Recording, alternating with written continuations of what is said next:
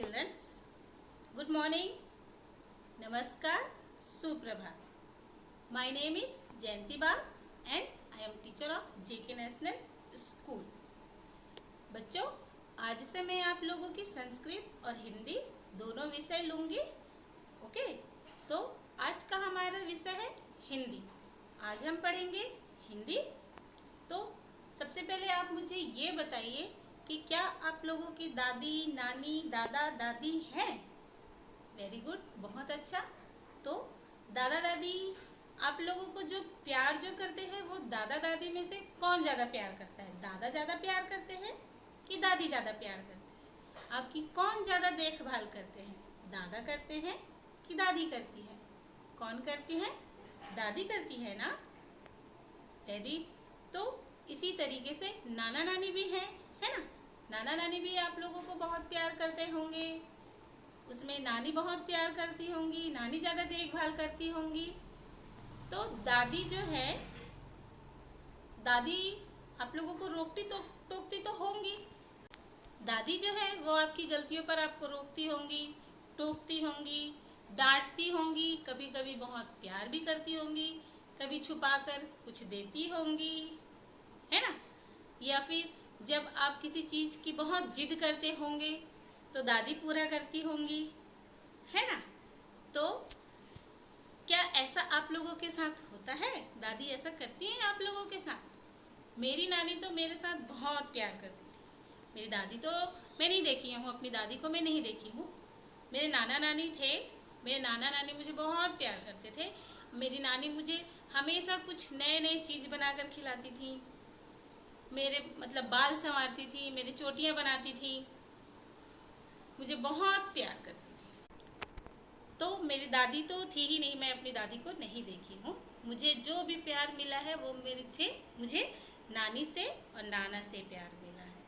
अगर आप लोगों के दादा दादी हैं तो आप अपने दादा दादी से खूब प्यार करिए और उनकी देखभाल करिए, क्योंकि आज के इस टाइम पे उनकी देखभाल बहुत ज़रूरी है.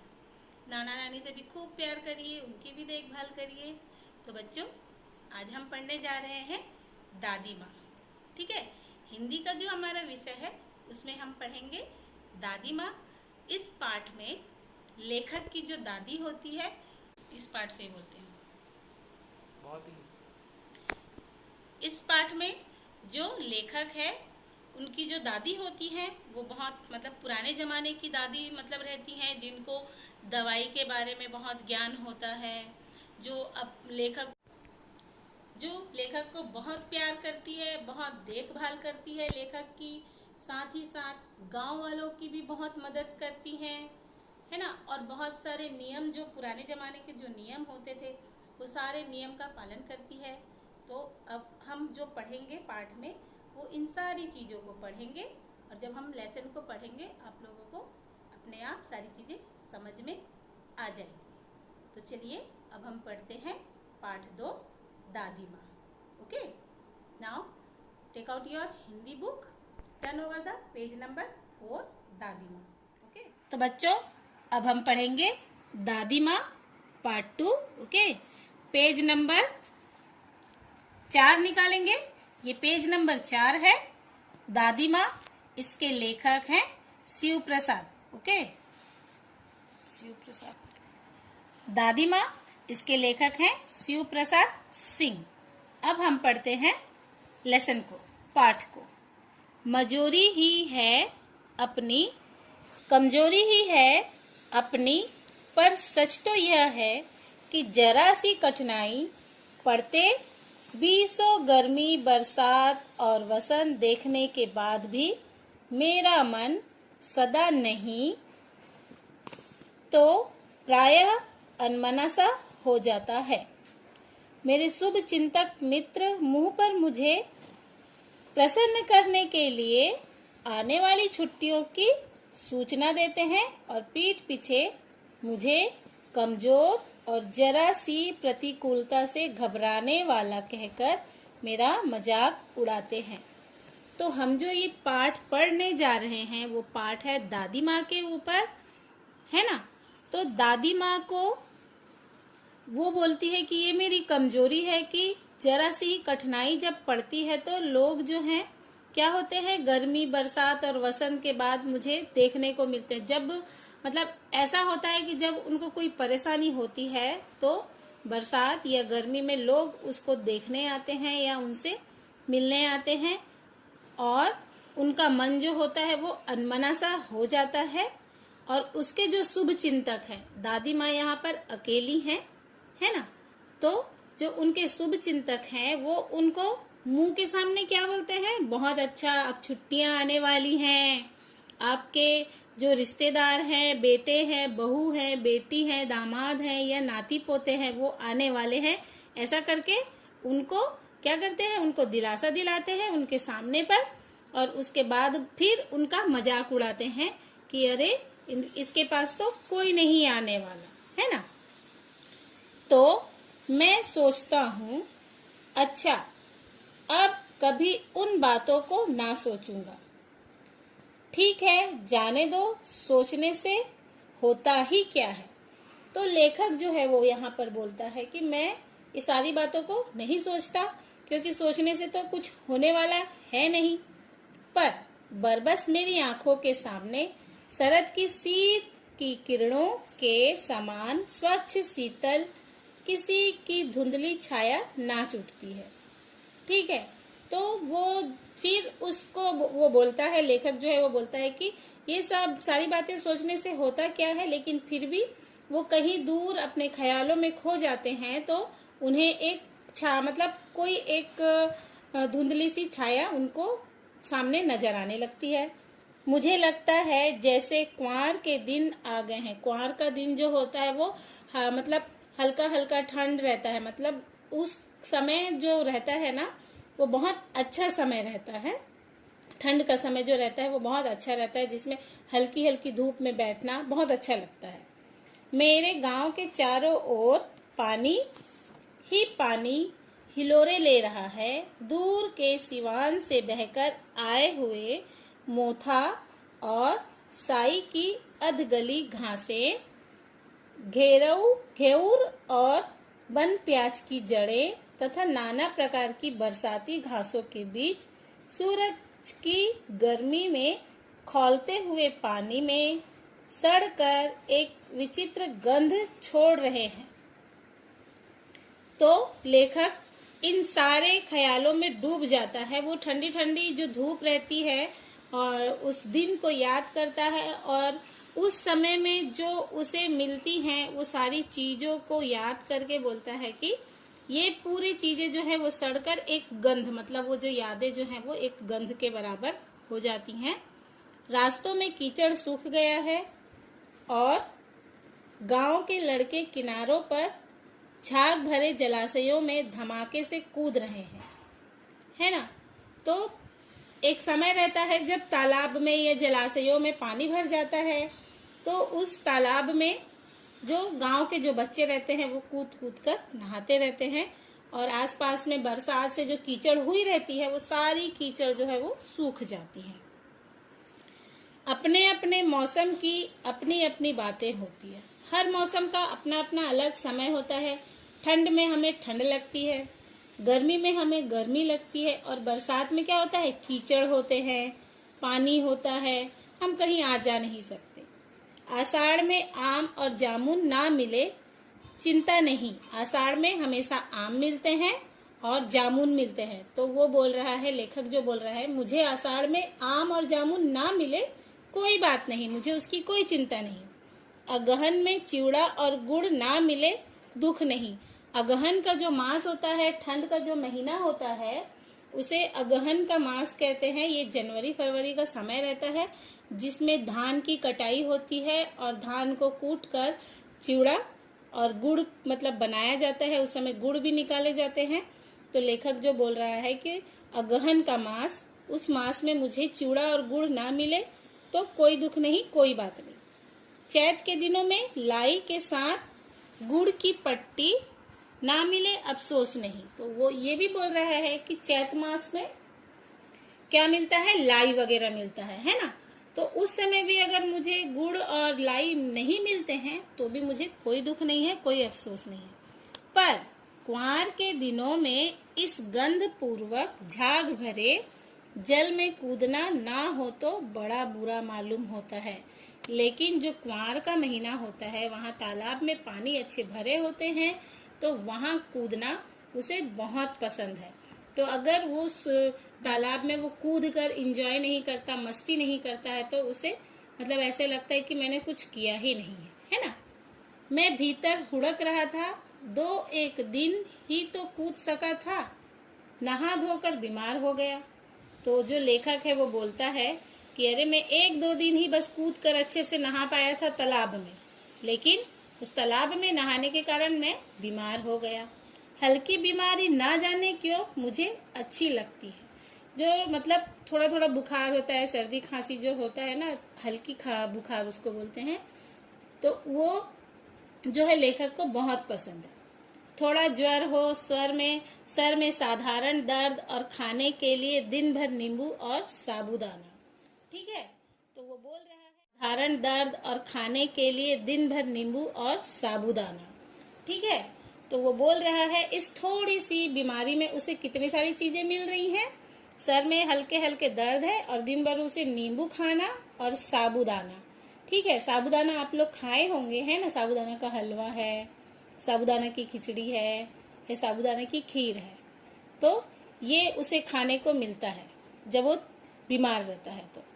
लेकिन इस बार ऐसी चीज नहीं थी। लेकिन क्या बोल रहा है लेखक, इस बार उसको ये सारी चीजें नहीं मिली। ज्वर जो चढ़ा तो चढ़ता ही गया। जो ज्वर जो चढ़ा तो चढ़ता ही गया, मतलब इस बार क्या हुआ, उसके हल्की बीमारी नहीं हुई थी, या उनका जो तबीयत था वो हल्का खराब नहीं हुआ था, कुछ ज्यादा ही हो गया था, वो कुछ ज्यादा ही बीमार पड़ गए थे। रजाई पर रजाई और उतरा रात 12 बजे के बाद। रजाई पर रजाई और उतरा रात 12 बजे, मतलब इतना ज्यादा उनको लेखक को बुखार हो गया कि वो रजाई पे रजाई ओढ़ कर रहे हैं, और रात को 12 बजे के बाद जो है उनकी तबीयत आराम हुई। दिन में मैं चादर लपेटे सोया था, दादी माँ आई, शायद नहा कर आई थी उसी झाग वाले जल से। तो जब वो दिन में दूसरे दिन, रात को तो उसका बुखार ठीक हो गया लेखक का, तो दूसरे दिन क्या करता है लेखक, चादर ओढ़कर बैठा रहता है या चादर ओढ़कर सोया रहता है। उसी समय उसकी दादी जो है उसी तालाब से नहा कर आती है जिस तालाब से लेखक नहा कर आता है, झाग वाले तालाब से। तो बोल रहा है कि दादी उसी तालाब से नहा कर आई थी। पतले दुबले स्नेह सने शरीर पर सफेद किनारी हीन धोती, सन से सफेद बालों के सिरों पर सध टपके हुए जल की शीतलता।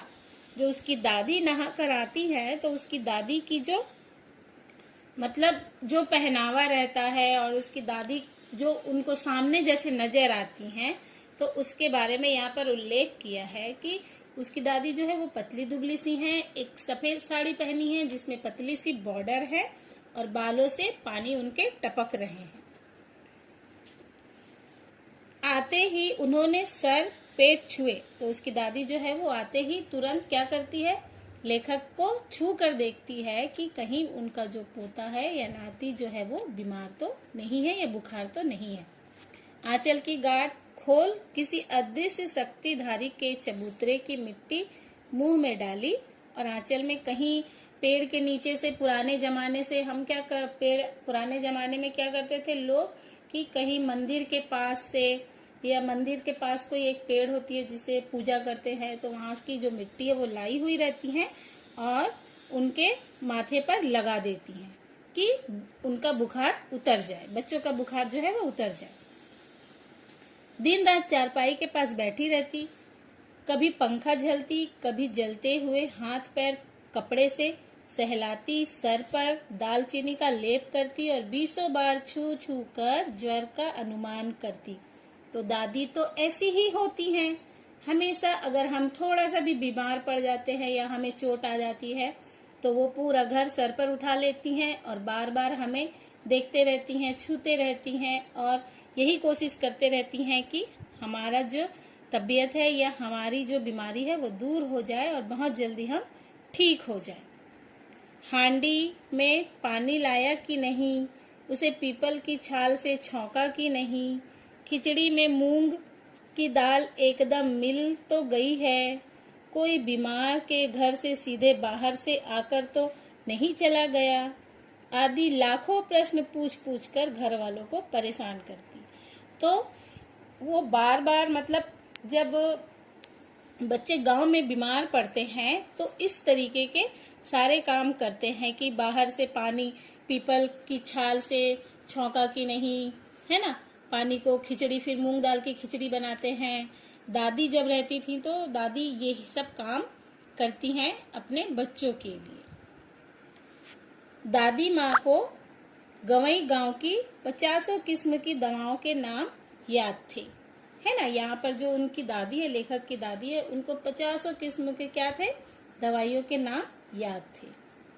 गांव में कोई बीमार होता उसके पास पहुंचती और वहां भी वही काम करती। तो यहाँ पर जो लेखक की दादी है वो सिर्फ लेखक के ही बीमारी के बारे में नहीं सोच रही है, बल्कि गांव में अगर कोई भी बीमार पड़ जाता था तो उनको भी वो दवाई के बारे में बताती थी।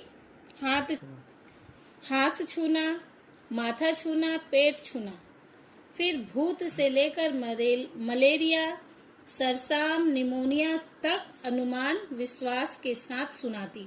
मतलब वो हाथ छूकर, है ना, जैसे हम नब्ज पकड़कर डॉक्टर लोग हाथ छूते हैं ना, उसी तरीके से पहले जमाने के जो दादी दादा लोग जो थे वो इसी तरीके से हाथ को छूकर और पेट को छूकर और माथा को छूकर पहचान जाते थे कि तबीयत खराब है या नहीं, या बीमार है या नहीं। इस तरीके से वो लोग अनुमान लगा लेते थे छूकर ये सारी बीमारियों का। मलेरिया है, सरसाम है, निमोनिया है, तो वो सिर्फ हाथ, पेट और माथा छूकर ही इन बीमारियों का अनुमान लगा लेते थे। महामारी और विषुचिका के दिनों में रोज सवेरे उठकर स्नान के बाद लवंग और गुड़ मिश्रित जलधार, गूगल और धूप, ठीक है। तो जब महामारी होती थी या विषुचिका होती थी, जैसे अभी कोरोना काल जो है वो क्या है, महामारी है, ठीक है। ये जो बीमारी जो है वो क्या है, महामारी है ना। तो जैसे उस समय भी महामारी होती थी तो उस समय लोग क्या करते थे, लवंग और गुड़ का मिश्रित जल जो रहता था वो पीते थे, गूगल की धूप देते थे और साफ सफाई से रहते थे, है ना। ये सारी जो सीख है, मतलब वो इतना लोगों को मतलब देख के सीखना पड़ता था।